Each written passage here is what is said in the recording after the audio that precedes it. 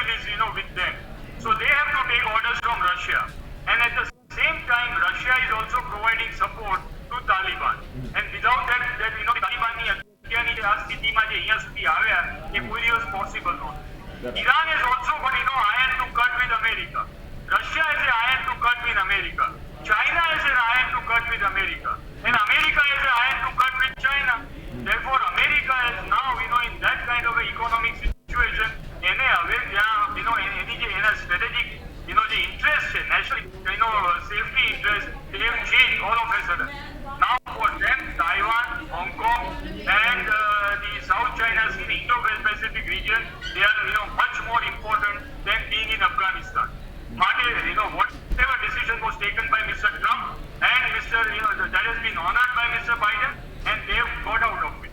They are not going to come back there. Russia is not going to come back. China is unwilling to come and send army. Iran is not going to get involved. So see the kind of cocktail is getting enacted. And all this is happening in whose backyard? That is India's backyard. And who are the players? These are, they are so extremely battle-hardened criminals, jihadis, mercenaries, mujahideens.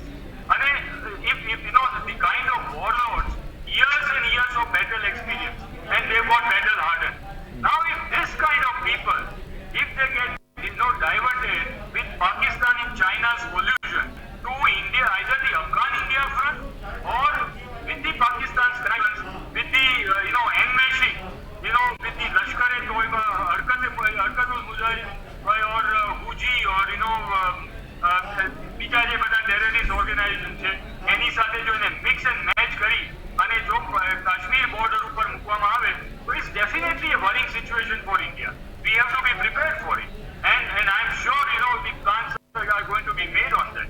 Apni counter infiltration, the ring and counter intelligence ring over a period of time in Kashmir has been beefed up and is working well.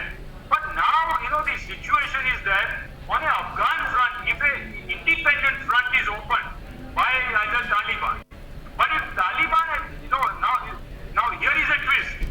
Taliban cannot survive in his present regime unless they project the Taliban 2.0 face to the world. Because America has said that yesterday, in the Senate Armed Services Committee hearing of the meeting, the highest military rank officer, the official of the Pentagon, the chairman of the Joint Chiefs of Staff Committee, he said very clearly to all the American senators, and he was asked a direct question, that is there a possibility of US hobnobbing with or playing games with Taliban? And the Joint Chiefs of Staff Committee said that yes, it is possible. He has used the word possible. That means they have made up the mind. If the highest ranking military official of the Pentagon, if he is ready to go on a TV and make a statement like this in front of the US Senate, that means US has made up their mind that they will do business with Taliban. UK has already, Mr. Boris Johnson has very clearly said, European Union has said we will deal with Taliban and Taliban government, but we will not recognize at this moment of time. Russia and China is already ready to do business with Taliban. They are supporting, without their funding support, moral support, armed support, the Taliban cannot survive. Are you aware that, the US must be aware that Afghanistan માં 1 litre petrol નથી પેદા થતું, 1 litre crude oil पैदा नहीं થતું, 1 litre kerosene पैदा नहीं થતું. Everything has to come via the neighboring routes, either through Uzbekistan, Turkmenistan or Tajikistan or via Pakistan. So if this country, they do not become a conduit country, and if they do not have the blessings of either China, Russia or Pakistan, and if some mastermind is not, doing this kind of, allowing them to, survive, the Afghanistan government will collapse. The Afghan assets have been frozen by the United Nations as well as by the IMF and the United States. Where will the money come from? So obviously money is going to come in the form of petrodollars to the OIC countries or Islamic countries like Saudi Arabia, Qatar, Bahrain and other countries, or it is going to come through Iran, or it is going to come through China and Russia. Pakistan is in no position to fund, but Pakistan will become a conduit. અને માટે હું વારે કહું છું કે 1996 ની પહેલા Karachi was the most deadliest and the most dangerous city in the world. કારણ કે ત્યાંના streets ઉપર you could buy, if you have the money, you could buy Stinger missiles, propelled grenades, Kalashnikovs, the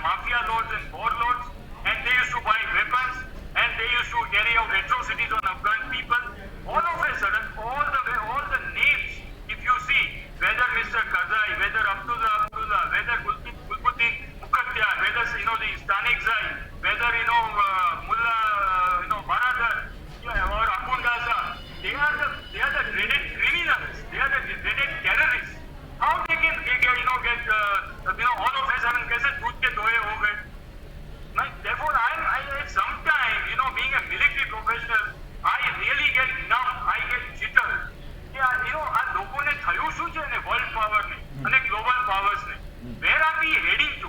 That we are trusting this kind of dreaded mercenaries.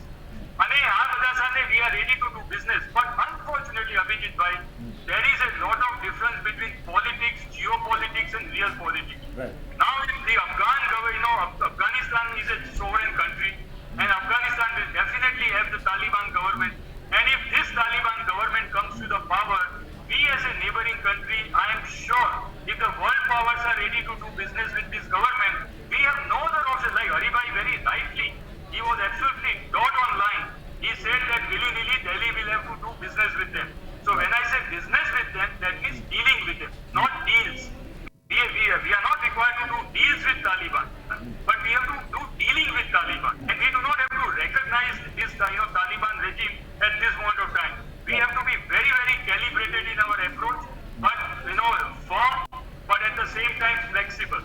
And there is a time now that the Ministry of External Affairs officials at the right level, or maybe through the intelligence agency officials at the right time, they have to sit in front of them across the table and looking into the eyes of Taliban leaders, they must convey, not through the intermediaries, one-to-one meeting and say that these are our fault lines, these are our red lines.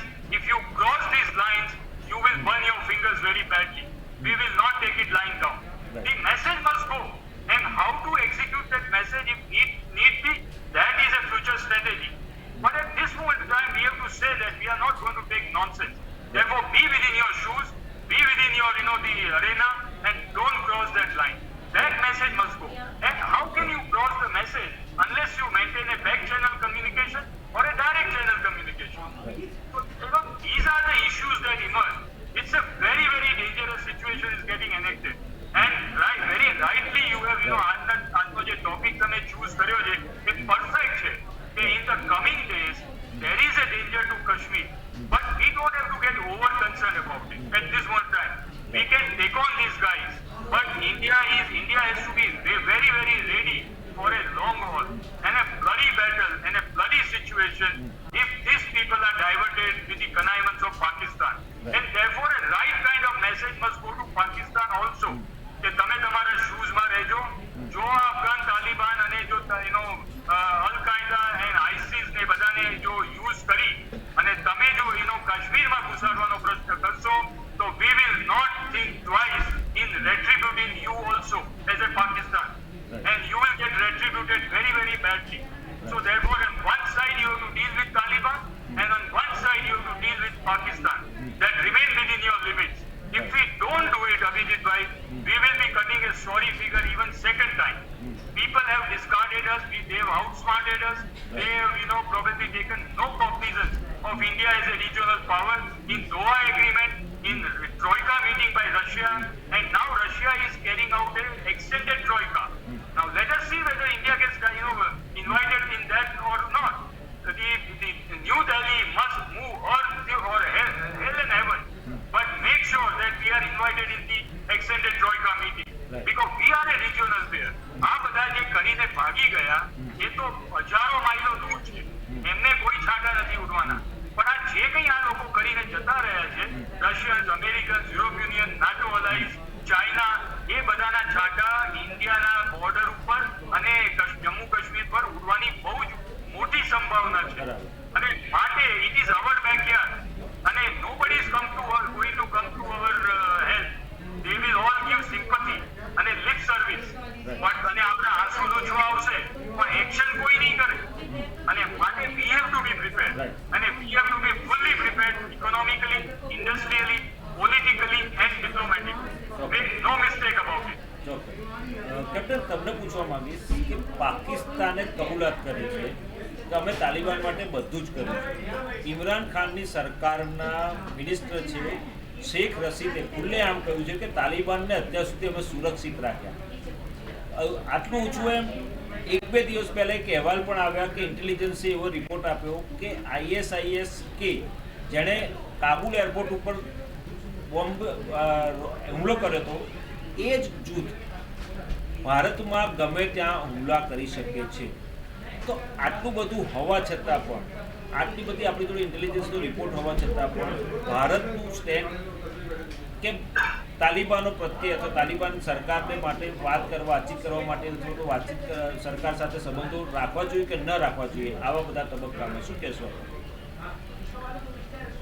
જી અભિજીતજી, હું મારા વાતની શરૂઆત કરું એ પહેલા જ એક કે બે નવી ટર્મિનોલોજી આપું અને અમુક ફેક્ટ કહું. નવી ટર્મિનોલોજી એ છે કે જેમ આપણે બધા લોકો ખૂબ ચર્ચીએ છીએ કે તાલિબાન 2.0. નવી ટેકનોલોજી હું આપવા માંગુ છું એ છે કે ઓલ ધી વર્લ્ડ પાવર, જે વિશ્વના પાવર છે એ બધા પણ એકદમ 2.0 તરીકે બદલાયેલા સ્વરૂપમાં વર્તન કરે છે. અને આ મારી આગળ બંને પેનલિસ્ટોએ એ જ વાત કરી કે અત્યારે કોણ કોની સાથે છે, અંદર એટલા તાતણા ગૂંથાયેલા છે અને એટલા બધા ગર્ભિત હિતો એકબીજા સાથે કનેક્ટેડ છે કે દરેક વ્યક્તિ, દરેક રાષ્ટ્ર, દરેક નેટવર્ક અલગ જ રીતે વર્તન કરી રહી છે. એક આ બીજી જે નવી ટર્મ હું કહેવા માંગુ છું કે જે થોડો ઉલ્લેખ કોમોડોર વોરા સરે પણ કર્યો એ કે આ એક ખાલી કોકટેલ નથી, આ એક તેજાબી કોકટેલ છે ભારત માટે. એટલા માટે તેજાબી કોકટેલ છે કે આપ ખાલી આના પ્લેયર્સની જો વાત કરો, તાલિબાન એનું જ એક અલગ સેક્શન થયેલું હક્કાની નેટવર્ક જે પણ એટલું એક્ટિવ છે. એથી આગળ જાઓ ISIS અને તાલિબાન દેશ છે કે વી આર સ્વોર્ન એનિમી, કે એકબીજા સામે વચનબદ્ધ દુશ્મનો છીએ એવા. અને તાલિબાનની જે જલદતા છે એ ઓછી છે એટલે ISIS હોય. અને આ લોકો કોણ છે? જ્યારે અલગ અલગ કબીલાઓ લડીને અફઘાનિસ્તાનમાં ક્યારે શાંતિ ન થવા દે, અફઘાનિસ્તાનને જે નામ અપાણું છે it is the graveyard of empire, કેટલાય સામ્રાજ્યોની દફનગાહ છે, એ આ લોકો તો બધું ઇન્શ્યોર કરશે. અને બદલાયેલા સ્વરૂપની તાલિબાનની જો વાત કરીએ તો એમણે ખાલી એની સત્તા પર આવી ગયા પછીની જ ચાલ બદલવાનો પ્રયત્ન કર્યો. જેવું એ સત્તામાં એમને રેકોગ્નિશન મળવાનું નહીં થાય, આ અત્યારે તાલિબાનનો યુફોરિયા છે, બધા લોકો એની હારે વાત કરે છે, એવરીબડી ઇઝ ટેસ્ટિંગ વોટર, બધા લોકો વેઇટ એન્ડ વોચ કરે છે. બહુ રાઇટલી અગાઉ કોઈ આપણે પેનલિસ્ટે વાત કરી કે વેઇટ એન્ડ વોચમાં જોવે છે અને બધા જજ કરે છે અને ચાઇના નથી ઈચ્છતું તાલિબાનની મદદ કરવું. એટલે શું થાય છે? દોહામાં બેઠા ત્યાંના સ્પોક્સ પર્સન એક ઇટાલિયન ન્યૂઝપેપરને એણે કોટ કર્યું છે અને પાકિસ્તાનનું જીઓ ટીવી અત્યારે ચલાવે છે કે તાલિબાનનો સ્પોક્સ પર્સન કહે છે કે China is our fundamentally important supporter. એ આવકારી રહ્યા છે કે આવા વધુ ને વધુ લોકો આવે, એમને રેકોગ્નિશન કદાચ મળે, એટલીસ્ટ રેકોગ્નિશન ન મળે તો જે બેઝિક નેસેસિટીઝ છે ત્યાંનું એર ટ્રાફિક કંટ્રોલ કરવા માટે કતાર અથવા તરકીએ જવું પડે એમ છે, ત્યાંની એમ્બસીને બાકી બધું તૈયાર કરવા માટે ચીને ત્યાં રહેવું પડે એમ જરૂરી છે.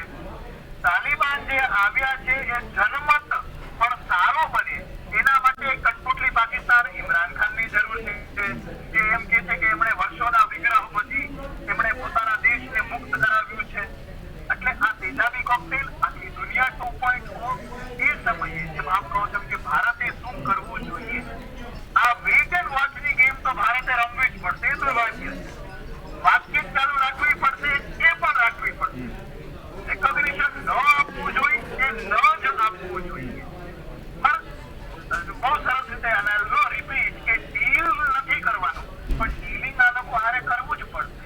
અને આ વિચિત્ર સ્થિતિમાં જેમ ભારતે અમુક ઘણી બધી વખતોએ મિસ ધ બસ, જો આપણે સ્વપ્ન જોતા હોય વિશ્વગુરુ બનવાના કે પછી આગળ જવાના, થર્ડ વર્લ્ડ કન્ટ્રીમાંથી હવે ધ ફ્રન્ટ રનર કન્ટ્રી બનવાના, તો બહુ જ શાતિર દિમાગ સાથે ભારતના સંરક્ષણ હિતોને સાચવતા આર્થિક હિતોને સાચવતા આ એક બ્રિલિયન્ટ ડિપ્લોમેટિક માસ્ટર સ્ટ્રોક થઈ વિજેતાની તરફે રહી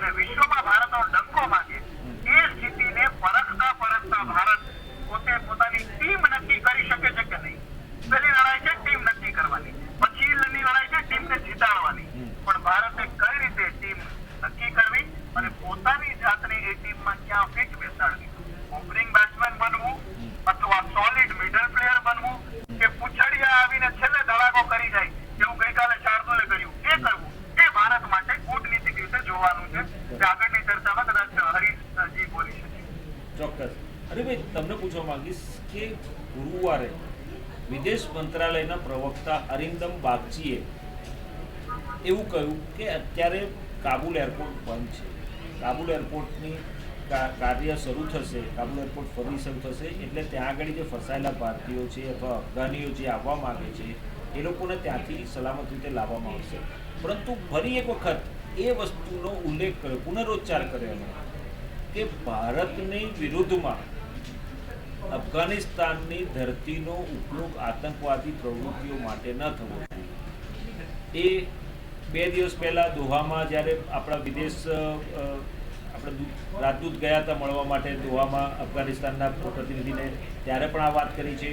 અગાઉ વડાપ્રધાને પણ વાત કરી છે, પાછી આ વાત કરી. પરંતુ આપણે આ બધી વાતો કરી પાકિસ્તાન માટે પણ આપણે કીધું કે પાકિસ્તાન તરફથી જે પ્રકારની પ્રવૃત્તિઓ ચાલી રહી છે, પાકિસ્તાનમાંથી આતંકવાદીઓ ભારત વિરુદ્ધમાં ષડયંત્ર રચીને હુમલા કરી રહ્યા છે, તે ન થવા જોઈએ.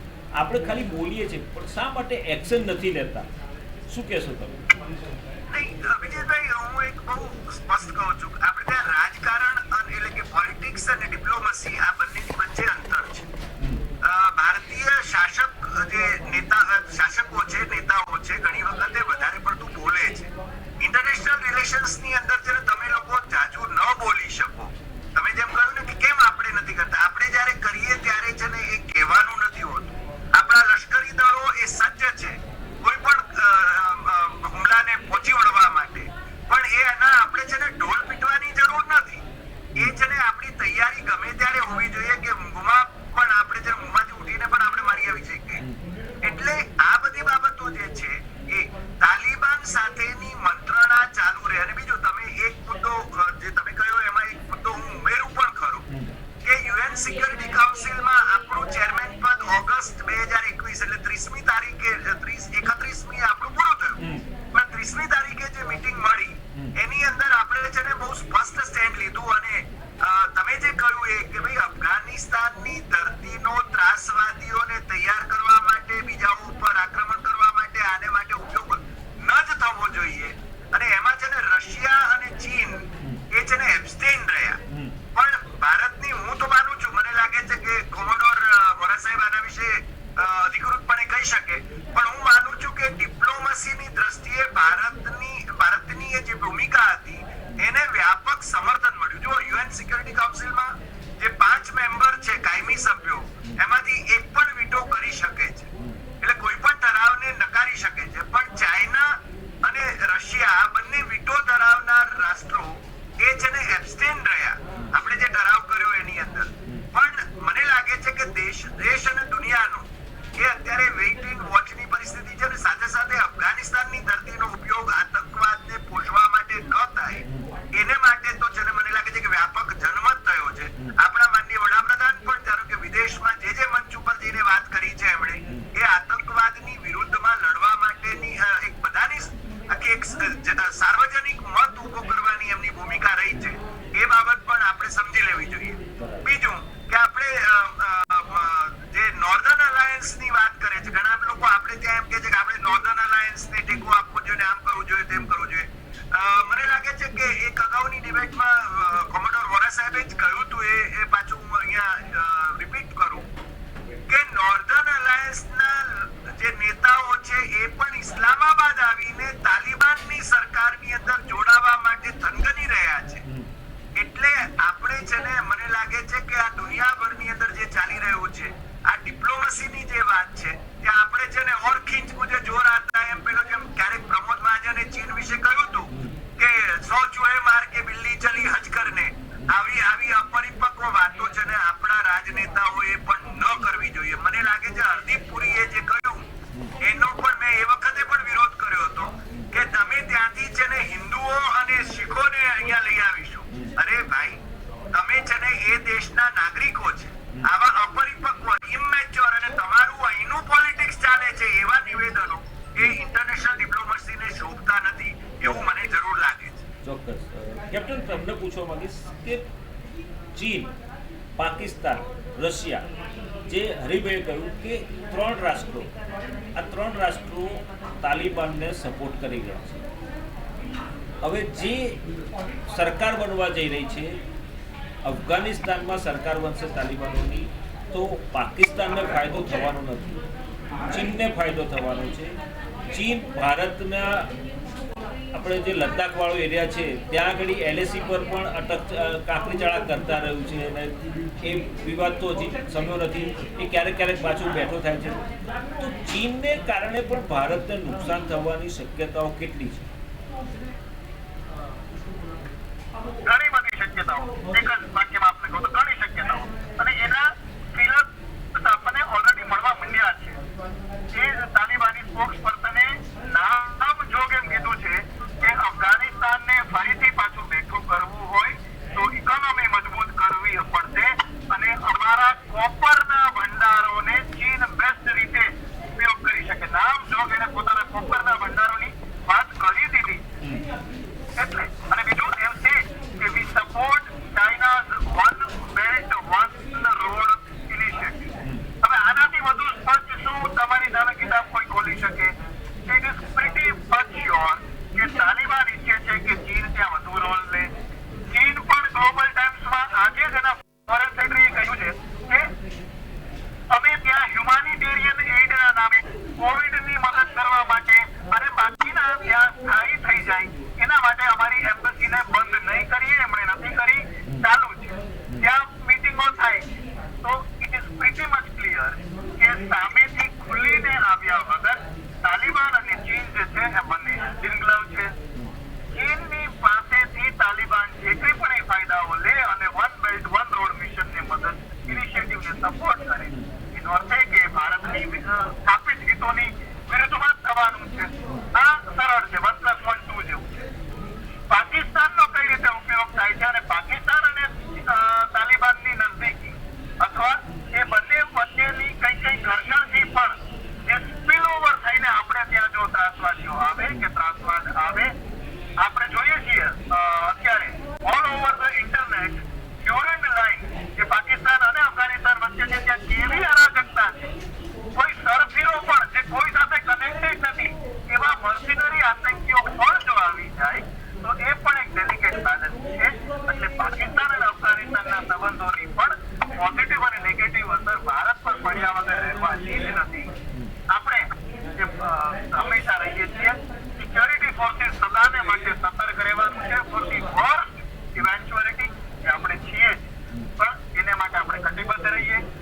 રાજનેતાઓને અગાઉ કરીએ કે બોલવામાં સંયમિત રહે અને આપણે એક બતક જેવું, બતકમાં જેમ કહેવાય છે કે you paddle like devil underneath but stay calm and unruffled on the ટોપ.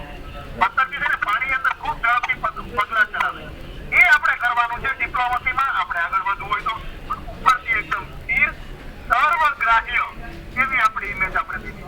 ચોક્કસ. કોમોડર, હું આપને પૂછવા માંગીશ કે તાલિબાન ભારત અથવા કાશ્મીર મામલે પોતાનું વલણ સ્પષ્ટ નહીં કરે તો તેને આવનારા સમયમાં મુશ્કેલીઓનો સામનો કરવો પડી શકે એવો એક અહેવાલ પણ કહે છે.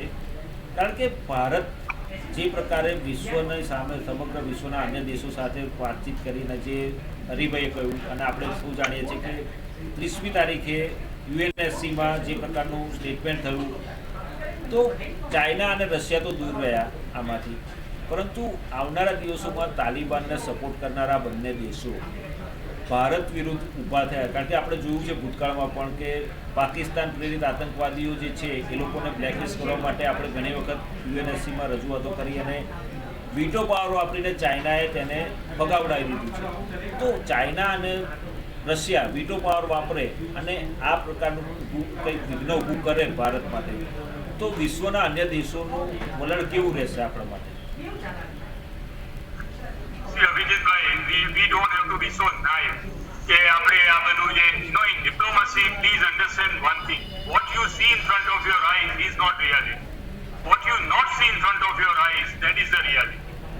જો આ વસ્તુ છે ને દરેક ડિપ્લોમેટ, ઇવન નાનામાં નાનો ડિપ્લોમેટ થી senior most diplomat, everybody should know. And therefore in geostrategic environment what matters is how the nation conduct itself in international relations in a diplomatic manner. માટે તમે સમજો કે બધાને ખબર હતી કે આ જે મીટિંગની અંદર છે ચેરમેનશીપ ભારતની છે એ 31મી ઓગસ્ટે પૂરી થવાની અને એ વખતે જે ઠરાવ આવ્યો એની અંદર વીટો પાવર કે એવું વાપરવાની કઈ જરૂર જ નહોતી. માટે તમે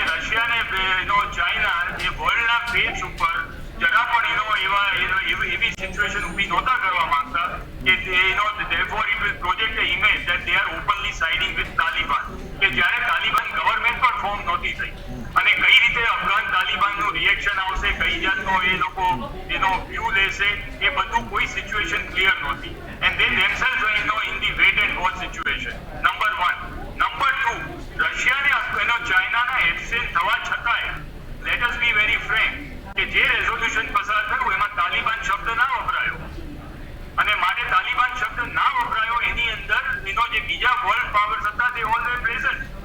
Why nobody took an objection to that and said no, Taliban should be used? કારણ કે Afghan US was in any case,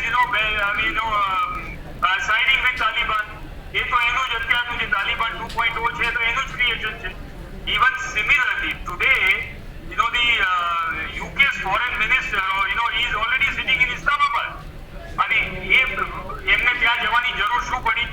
કારણ કે જે UK નેશનલ્સ જે છે એ હજુ ત્યાં ફસાયેલા છે અને એમને જો કરાવવા હોય તો પાકિસ્તાનની ગુડ ઓફિસીસ આર રિક્વાયર્ડ. અને આજે કાશ્મીર ઇશ્યુ પર you look at the statement that has been made by the UK's foreign minister that Kashmir is a bilateral issue and it must be resolved diplomatically. Now, in a way, this is right. કે એમને જે કહ્યું એમાં કશું જ ખોટું નથી. But fact of the matter is that the Indian government has already taken a stand કે after Article 370, Jammu Kashmir is no more an issue. So then, where it has emerged as a bilateral issue. The moment you say that bilateral issue, therefore, willingly you are agreeing, it is still a lingering issue, which is not as per the Indian government. The UK foreign minister, if he really wanted to be pro-India, he should have said that Jammu and Kashmir is an integral part of India, and therefore it is not open for negotiation. Now, when you say that Jammu and Kashmir is a bilateral issue and both of you sit down and resolve it, that means that તમારી વચ્ચે હજી કંઈક ઝઘડો છે અને resolve કરો. But as far as Indian government is concerned, Jammu Kashmir is no more an issue now. So similarly, this issue needs to be understood. These are all diplomatics. અને diplomaticsમાં each and every word matters. કે તમે કેવી રીતે વર્ડને તમે અંદર લો છો, use કરો છો અને કેવી રીતે એને પ્રોજેક્ટ કર્યો છે. માટે આજે આખી સિચ્યુએશન ઊભી થઈ રહી છે એની અંદર અત્યારે બંને જણાને પાકિસ્તાનને એ FATF માં છે. It is in the grey list. અને પાકિસ્તાન એમાંથી બહુ જ in a desperate manner he wants to come out of that grey list. Similarly, Taliban 2.0, they want to be projected as if they are the new version, and therefore they have become a very biased nature. And China also wants to willy-nilly tell Taliban leaders કે તમે કશું કરતા નહીં, અત્યારે ચૂપચાપ રહી જાઓ, પહેલા ગવર્મેન્ટ બનાવો, 6 મહિના સુધી તમે. અને માટે આજે Afghan Taliban they what the statement has been issued કે આ જે ગવર્મેન્ટ છે ઇન્ટરિમ ગવર્મેન્ટ છે અને આવતા સ્પ્રિંગ સુધી એ ચાલશે અને 1 વર્ષનો ટાઈમ એમણે પોતાના ખિસ્સામાં મૂકી દીધો છે. અને એ દરમિયાન અમે નક્કી કરીશું કે કઈ જાતની પરમેનન્ટ ગવર્મેન્ટ અને નવું કોન્સ્ટિટ્યુશન કેવી રીતે લાવવામાં આવશે. માટે these are all very hard game that is being played. આની અંદર ઇમોશનલ થઈ જવાની કઈ જરૂર નથી. જજ્બાત અને ઇમોશન્સ ઉપર ઇન્ટરનેશનલ રિલેશન્સ નથી ચાલતા. these are આજે બધું જે રમાઈ રહ્યું છે એની પાછળ મોટા મોટા ખેલંદાઓ ખેલી રહ્યા છે ગેમ. અને therefore there is no need to get naive or get carried away on the face value. માટે આજે સમજો કે અમે અત્યારે Pakistan also wants to project કે અમે તો આખા વર્લ્ડને મદદ કરી રહ્યા છીએ, અમે તો બહુ સારું નેશન છે, તમે જે કંઈ કહો છો એ બધાનું અમે પ્રોજેક્શન ભેગું કરી અને અફઘાન તાલિબાનને નાથી અને અમે રિજિયોનલ પ્રોબ્લેમ છે એને રિઝોલ્વ કરવા માટે તમને મદદ કરી રહ્યા છીએ. માટે આજે બધી અને માટે પોતે they are distancing themselves openly in front of the whole world. But whole world is not naive. They know it. And they are using Pakistan. I am putting the word using in inverted commas. So therefore, and Pakistan is ready to be used. કારણ કે અત્યારે એને પોતાની એમાંથી જે strategic interest છે એ બધા એને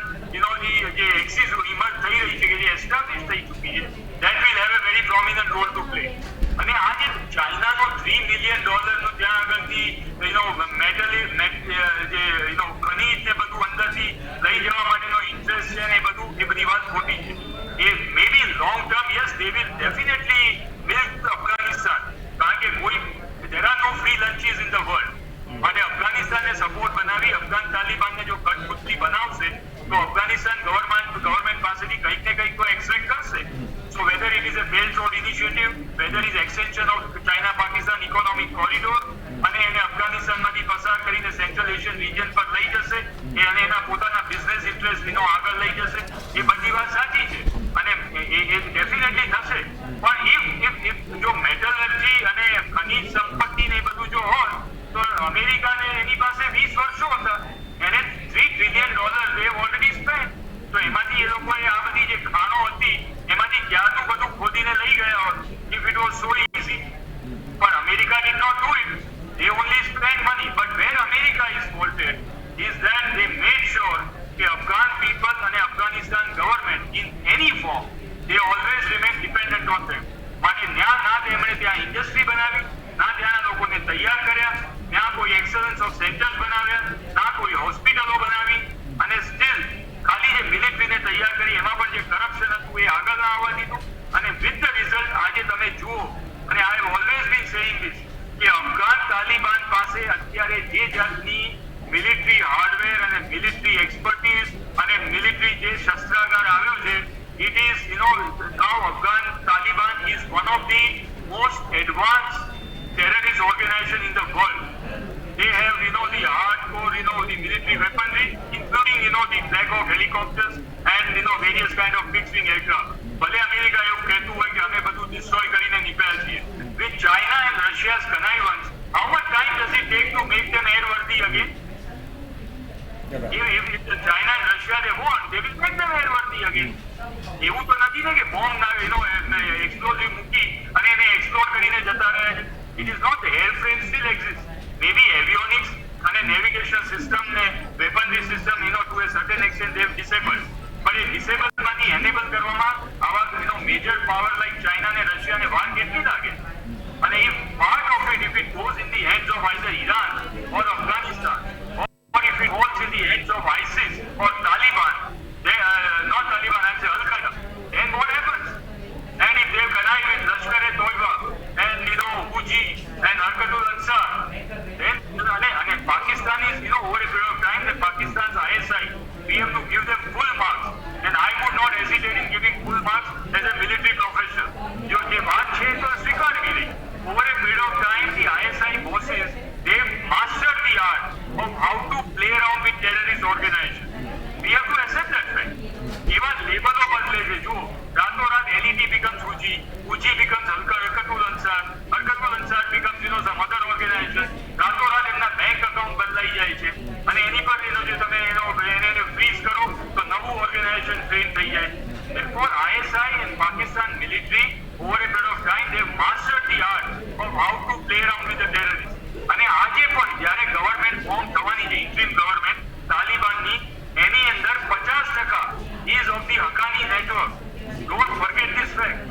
માટે હક્કાની નેટવર્ક કોના ઇશારે ચાલે છે? પાકિસ્તાન અને પાકિસ્તાન ISI.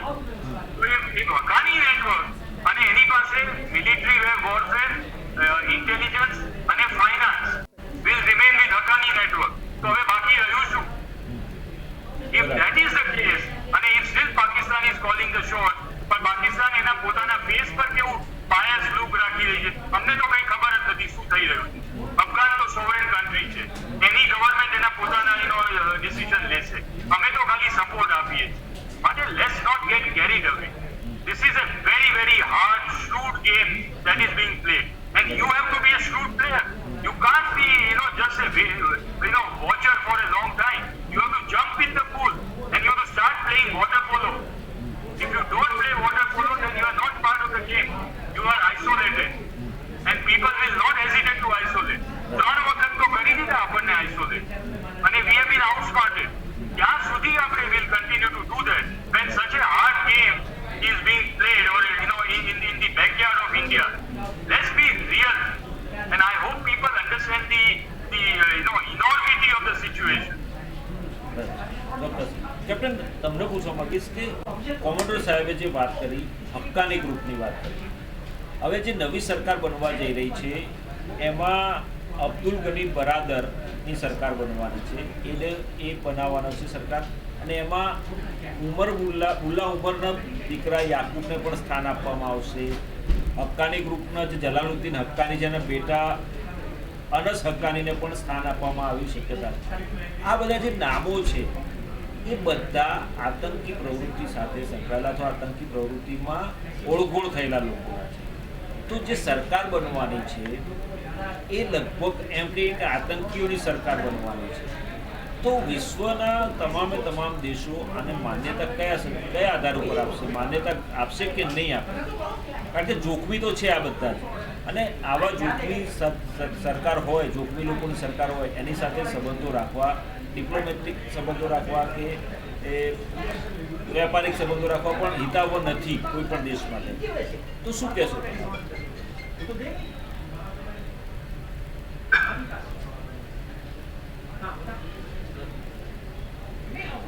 ચોક્કસપણે કોઈ પણ ઈ દેશ, અને એ નથી થઈ રહ્યું, કોઈ પણ ઈ દેશ આ સરકારને માન્યતા આપવા માટેની ઉતાવળ નહીં કરે.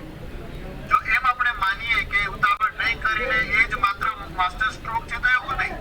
તાલિબાન પણ અને જે કાંઈ પણ એ સરકાર ત્યાં રચાવાની છે એ પણ બહુ ચતુરાઈથી કામ કરી રહી છે. એ લોકો પણ ક્યારે આ એક અમે સરકાર બનાવીએ છીએ અને હવે આ સરકાર લાંબો ટાઈમ છે એવું નહીં કરે. આપણી ચર્ચામાં આગળ પણ આવ્યું એમ એક ઇન્ટરિમ સરકાર, વચગાળાની સરકારના ઓછાયા હેઠળ આ કઈ જે કઈ પણ છે એ નક્કી થશે. બધા લોકો ટેરરિસ્ટ બેકગ્રાઉન્ડ વાળા છે એ સર્વ વિદિત છે, બધાને આપણને ખબર છે કે they all have some terrorist background.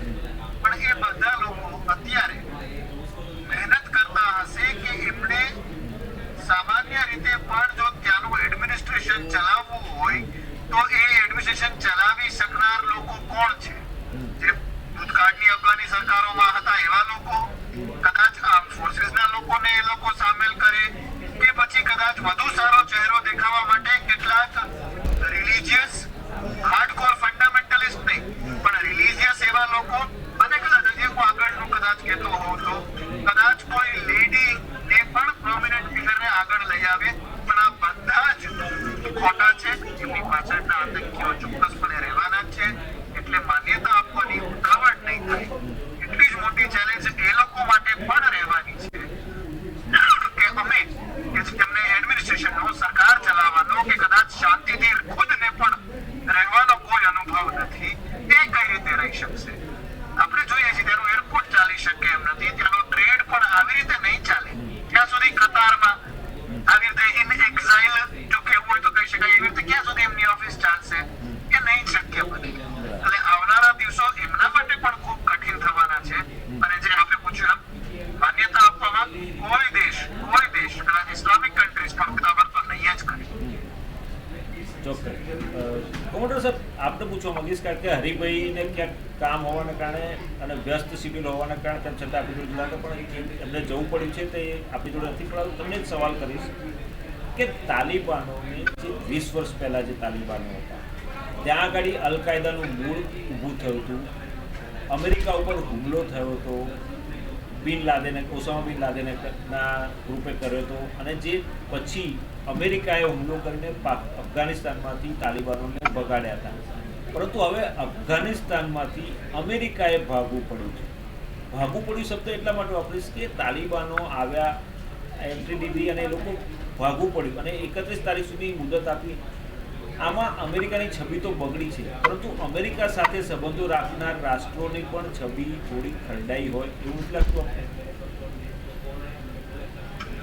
અભિજીતભાઈ, મારો આમાં થોડો ડિફરન્ટ વ્યૂ છે અને I don't know whether I am doing the right thing or not, પણ I am sticking my neck out. અને આ મારો ઓનેસ્ટ વ્યૂ છે. Maybe I will have to I would like to be proven wrong, અને કદાચ મને અને હું ખોટો બી પડું તો હું સ્વીકારવા તૈયાર છું. પણ મારો આ વ્યૂ ડિફરન્ટ વ્યૂ છે. અમેરિકા જેવું રાષ્ટ્ર માટે તમે ભલે અત્યારે હવે વી ગેટ ઇમોશનલ અને આપણે ભાગવું પડ્યું એ બધું શબ્દ વાપરીએ, પણ હું આઈ ડિસએગ્રી વિથ ધેટ. અમેરિકાએ જે કંઈ ડિસિઝન લીધું એ અમેરિકાના સેલ્ફ ઇન્ટરેસ્ટમાં છે. It's a very conscious decision the American administration has taken. અને માટે જે જાતની અમેરિકાની ઇકોનોમી અત્યારે is not in a healthy state, specially after pandemic, અને જે રીતે China they are knocking the doors of United States ઇકોનોમીને જે રીતે એને ડિસ્પ્લેસ કરવા અત્યારે જઈ રહ્યું છે, અને 2024 સુધી China will emerge as a $24 trillion economy, એ અમેરિકાને કોઈ હિસાબે પોસાય એમ નહોતું. માટે આ જે એના બદલાઈ ગયા છે.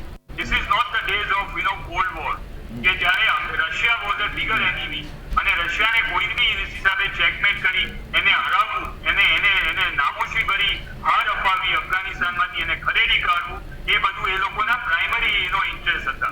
અત્યારે primary interest of America has changed. Iran is also proving to be a black hole for them. Syria and Libya is already too expensive for them. The Lebanon and the Palestine, the conundrum, and Israel and the Middle East માં જે બધું રચાઈ રહ્યું છે એ પણ એમના માટે expensive બની રહ્યું છે. આ બાજુ અફઘાનિસ્તાનની અંદર $3 ટ્રિલિયન છેલ્લા 20 વર્ષમાં એ લોકોએ સ્પેન્ડ કર્યા છે and it has not served any purpose. So ક્યાં સુધી પૈસા કઈ ઝાડ પર નથી ઉગતા અને માટે some stage they had to tighten up the belt so that China will not overtake them. અને અત્યારે what is the emerging China is the primary interest. અને emerging China અને ચાઇનાની જે ઇન્ફ્લુઅન્સ છે એને Indo Pacific, South China Sea, વર્લ્ડની અંદર, હોંગકોંગમાં, તાઇવાનમાં, ઓર્ગેનાઇઝિંગ કોર, આ બધા એના revise.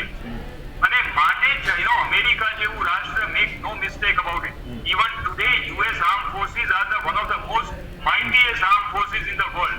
And no NATO country on its own can survive. And they can take on either China or Russia. They need America. Let's make no mistake about it. માટે world needs US. પણ અત્યારે જે આ બધું Indian મીડિયામાં regrettably, I'm sorry to say, even national media જે રીતે આપણે કહીએ છીએ કે અમેરિકા ભાગવું પડ્યું ને બધું, અમેરિકા જેવા રાષ્ટ્ર માટે it is not correct. આજે પણ એ લોકો પાસે economic might and military might is the largest in the world. Let's accept the fact. But they want to regroup themselves. જે એમણે overstretch, in strategic parlance there is a thing called overstretching or જેને કહેવાય કે beyond a particular stage a time comes where you have to regroup yourself. અને માટે જે વસ્તુ તમને જે ફાયદો નથી આપી રહી એની અને તમારા એ નેશનલ સ્ટ્રેટેજિક ઇન્ટરેસ્ટની અંદર નથી રહ્યું, ત્યાં પડ્યા રહી અને ત્યાં આગળ ટાઈમ અને પૈસા અને રિસોર્સિસ વેસ્ટ કરવાની ફાયદો શું છે? માટે Russia is not that powerful today. China to be stop, અને એને જો સ્ટોપ કરવું હોય તો અમેરિકા માટે રીગ્રુપ થયા સિવાય બીજો કોઈ છૂટકો નથી. અને આજે પણ America is the world's largest super power militarily or economically. Then what is the problem? માટે આ જાતનો જે કડવો ઘૂંટડો હતો એ બાઇડન એડમિનિસ્ટ્રેશનને એઝ ઓફ ટુડે કર્યા સિવાય કોઈ છૂટકો નહોતો. અને માટે America has taken a very conscious decision. અને let's not blame Biden only, the current president. Even president Trump had taken a same decision. It's a different matter that he got routed and he went out of power. But even Mr. Trump, if he had probably got victorious અને જો Oval ઓફિસની અંદર એની second term એમને મળી હોત, he would have also done the same thing. Because one thing you have to appreciate about US is that presidents come and go. They don't worry about presidents. That who occupies the the Oval Office in White House. The administration and the continuity of the administration policy, particularly on strategic and national safety issues, they continue to remain the same. Right. They never get, president. So, their party politics is totally of a different nature. મેં તમને કહ્યું ને આજે United states arm services કમિટીની અંદર the highest military ranking official of the Pentagon was squeezed today. And a direct question was asked by the Senators Committee that is it possible that in future United States will do business with Taliban? And his direct word, televised briefing, he said possible. Right. That is the United States. આ વસ્તુ સમજવી રહી. માટે NATO countries, if they have to survive on their own, they need USA. અને માટે આજે જુઓ આટલું બધું ભલે આપણે ગમે તે કહીએ કે અમેરિકા જતો રહ્યું, નાટો કન્ટ્રીને ટીચ કરી દીધું, અહીંયાથી ભાગી ગયું, પણ એક નાટો કન્ટ્રી જેનો નાટો અલાઈ યુએસએ ની અગેન્સ્ટ કોઈએ પણ એ સ્ટેટમેન્ટ આપ્યું છે? કોઈએ નહીં. Because NATO countries and their allies cannot survive. Right. That's the reality of life. ચોક્કસ. દર્શક મિત્રો, જે રીતે આજની ચર્ચામાં તાલિબાનની સરકાર આતંકના કેટલા ભાગીદાર એ મુદ્દાની પર વિશેષ ચર્ચામાં જે રીતે નિષ્કર્ષ આવ્યો છે કે તાલિબાનમાં જે સરકાર બનવા જેવી છે, ભારત સરકારે થોભો અને રાહ જોવાની નીતિ અપનાવી છે. એ નીતિને જ વળગીને ચાલવું જોઈએ અત્યારે. પરંતુ જે સરકાર બનવા જઈ રહી છે તે સમગ્ર વિશ્વના તમામ દેશો માટે ચિંતાનો વિષય સમાન છે. કારણ કે એમાં જે સરકારમાં જે સામેલ થવાના છે એ લગભગ આતંકી ગ્રુપ સાથે સંકળાયેલા તો આતંકીઓ છે. તો આ સંજોગોમાં આવનારા દિવસોમાં તાલિબાનની જે સરકાર બનવાની છે એને કેટલા દેશો માન્યતા આપે છે એ જોવું રહ્યું. કેપ્ટન જયદેવ જોશી, કોમોડોર ઉત્પલ વોરા, આ બંનેનો ખૂબ ખૂબ આભાર ચર્ચામાં જોડાયા બદલ. દર્શક તો આ હતી અમારી વિશેષ ચર્ચા. તાલિબાનોની સરકાર, આતંકીઓના કેટલા ભાગીદાર, આવી જ વધુ ચર્ચા સાથે અને સમાચાર સાથે અપડેટ સાથે જોતા રહો. ઇન્ડિયા ન્યૂઝ ગુજરાત, ગુજરાતી દર્પણ. નમસ્કાર.